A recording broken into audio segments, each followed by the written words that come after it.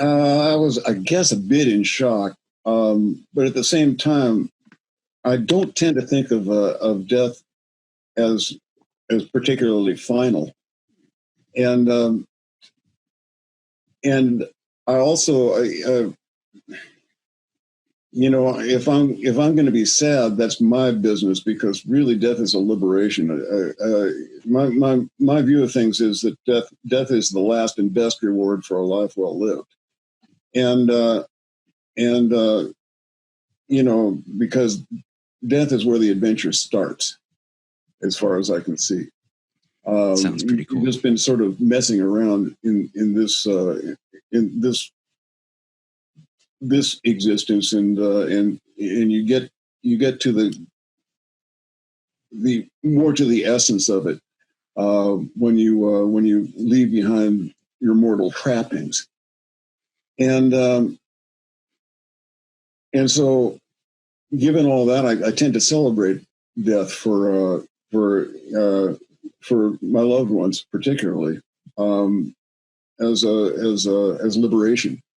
And so, I look forward to dying. One of these days, I'm gonna get around to it.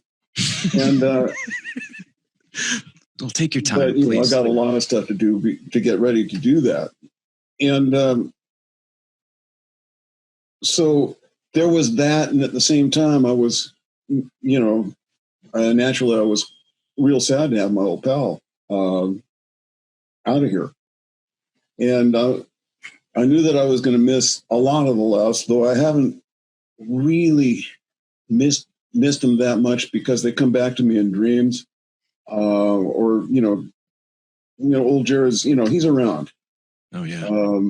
He shows up in dreams and stuff like that. Real instructive sometimes. And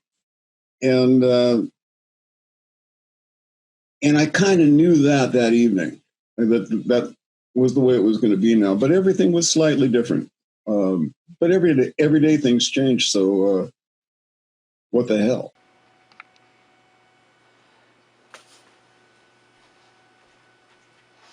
Hello, everyone. I do goofy things. I'm aware of that. I think everybody knows that I'm a huge fan of Jerry Garcia and his guitar playing. And this 53 years and 8 days, that's how long he was on Earth. And right now is my 53rd year and my 8th day. So I've just been trying to get down a lot of his solos, just from specific performances. Of course, no, it isn't meant to be a comparison. He comes up with stuff on the fly. He knows it. He knows where he's going 3 steps ahead, and that's why he's a virtuoso. And I'm not. I've elicited Weeping Willow, their website. Gentleman has tabbed songs out and solos. And I've gotten some legal papers so I could kind of stay up with the numbers.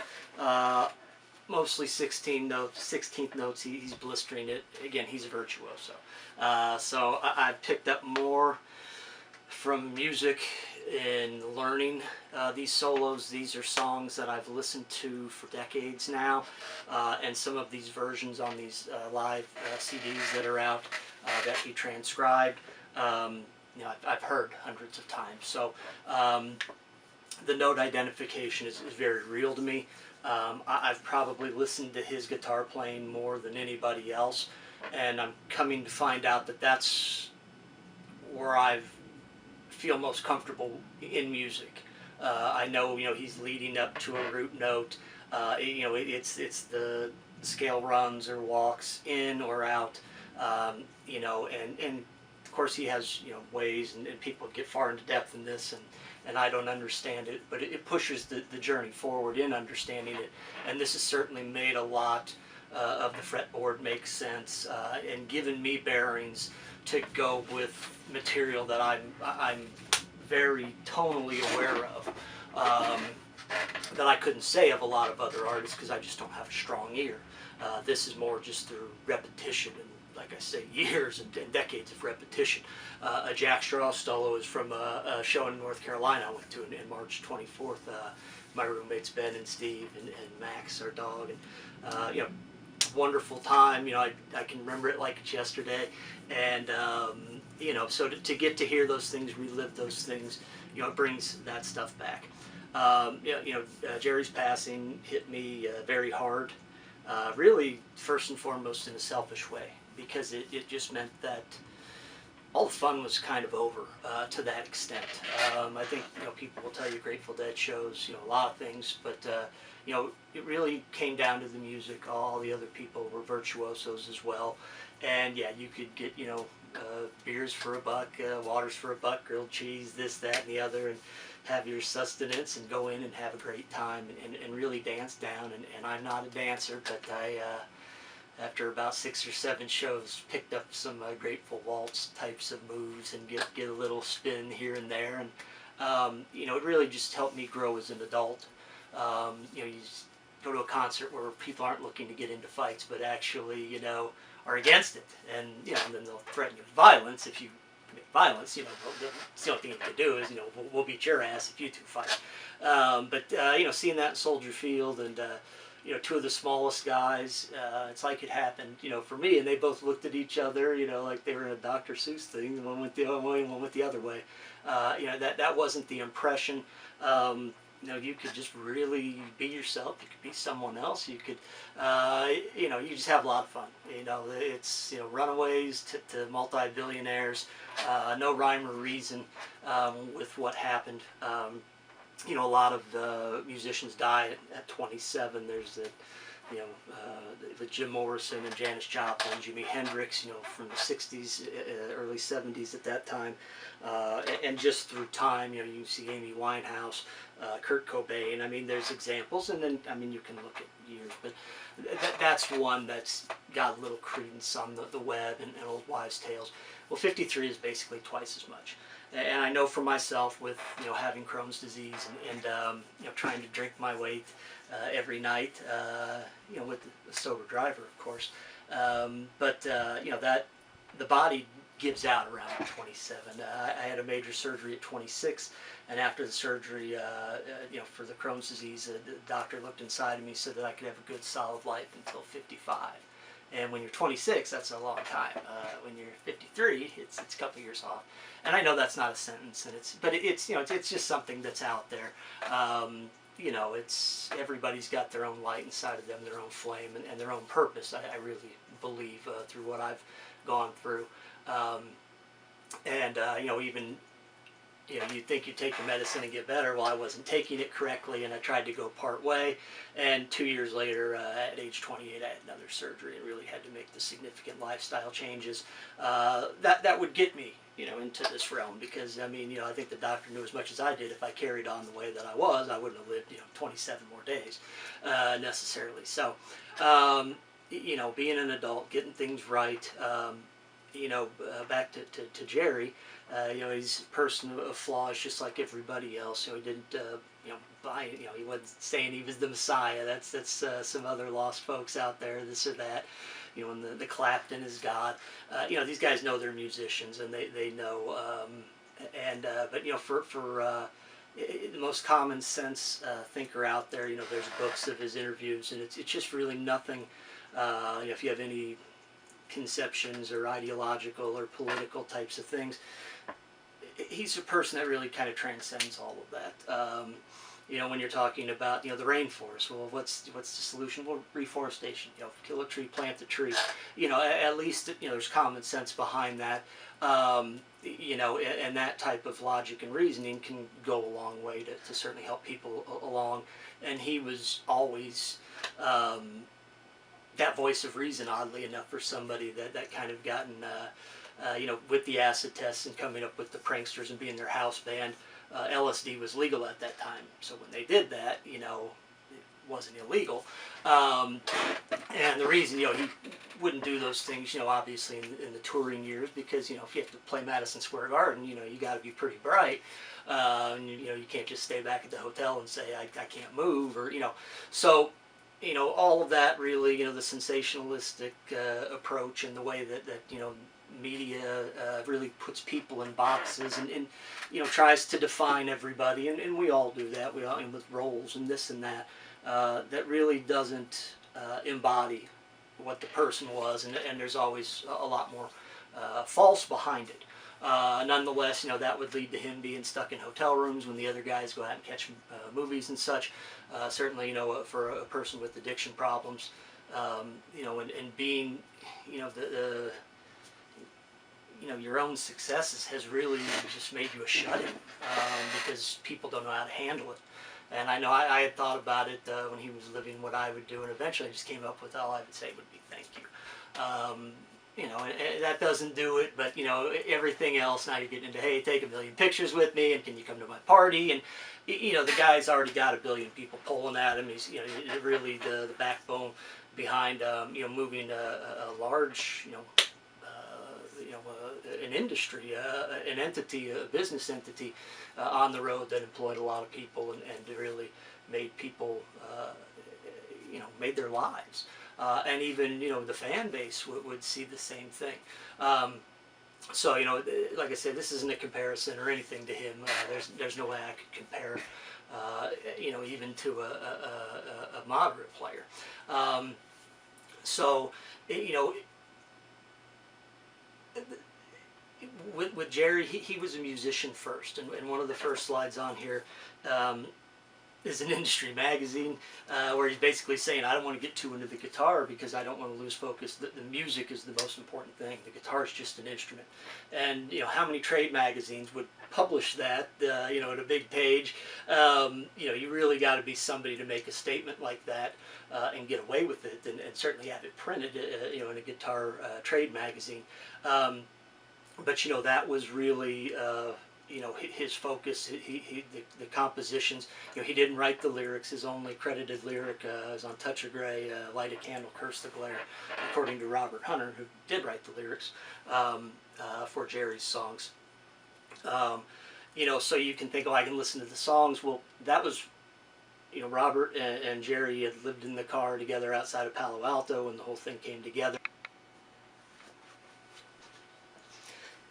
Getting a bit wordy here. Sorry about that. So, Robert Hunter, is talking about basically Jerry, and you can still see him. It's just the beard and the glasses and a smile on his face.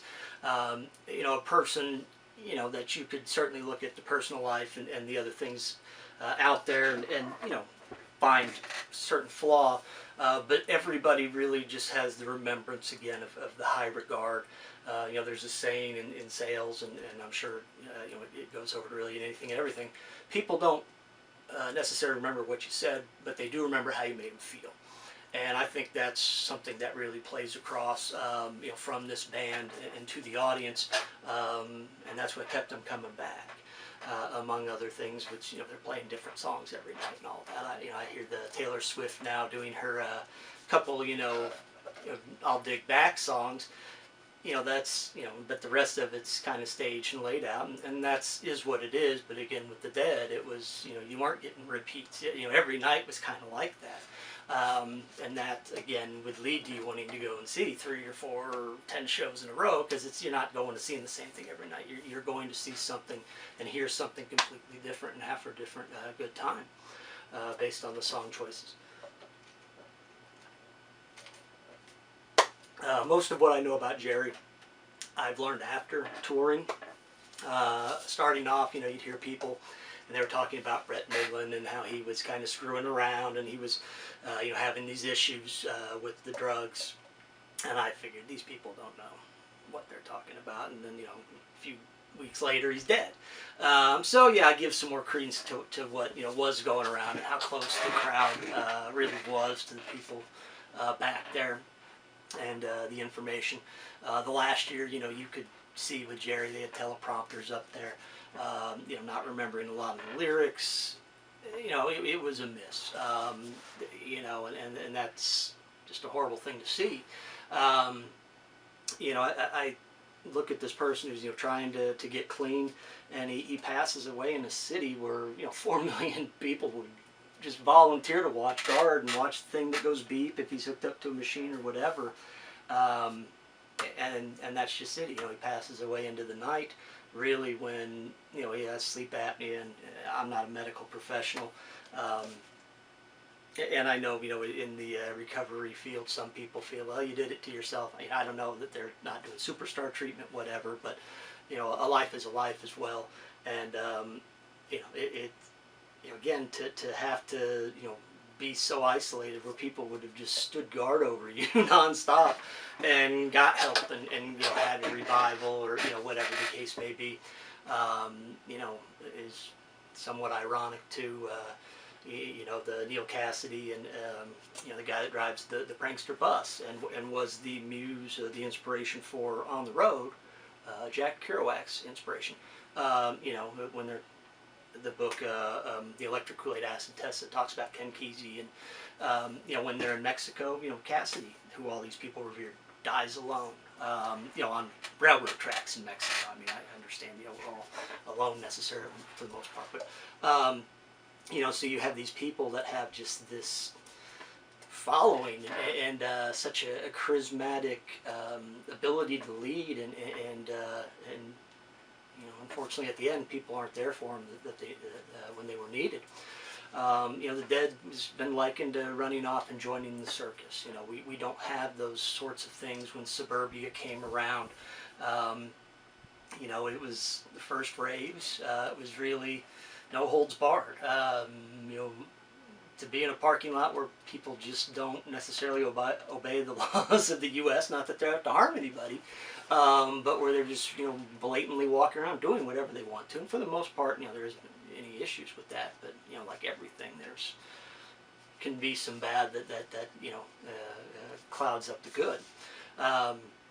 But it was that sense of adventure, and you'd always just get the payoff with really getting to hear this virtuoso guy play, and all these other musicians who were so good. It was joy, it was excitement, it was anticipation. You'd get to see your friends out there, and that was kind of a way of connecting. I was just starting to experience that because, he passed away when I was 25. So this is my youth, and when I go to other events, I'm more often than not, unless people are bringing their kids and stuff, one of the younger people still. So it kind of carries that youth for me forward. And it's just defiantly American. It is what I kept, came up with. I'm going to college here, and how we need to, compete with the Japanese then, and that was the thing. And everything about this was it's freedom, it's independence, it's joy, it's happiness, it's pushing limits, it's doing a lot of things. But it was very empowering, and just a really, people took it to the level of a religious thing.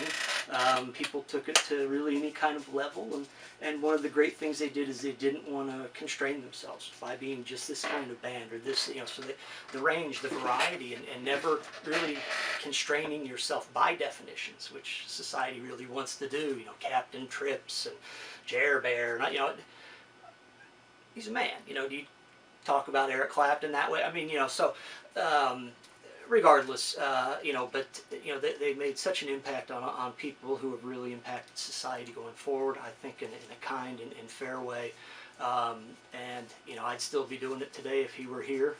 Everybody else in the band still is, minus Vince Welnick, and he committed suicide because, quite frankly, he came in '91.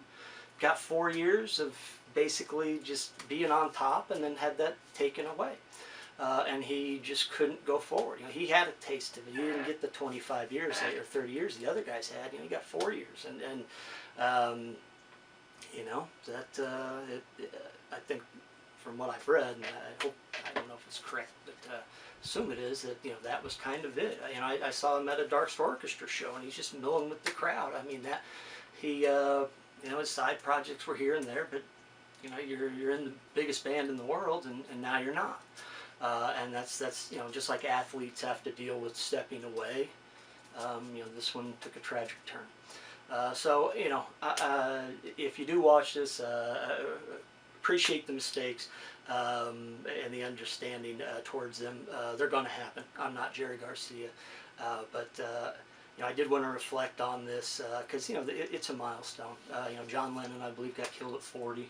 Dipshit. With Catcher in the Rye and all that, and there's just kind of definitive years. Christian might look at Christ at 33, and of course family's most important, and you look at them and you want everybody to be around and be happy and healthy.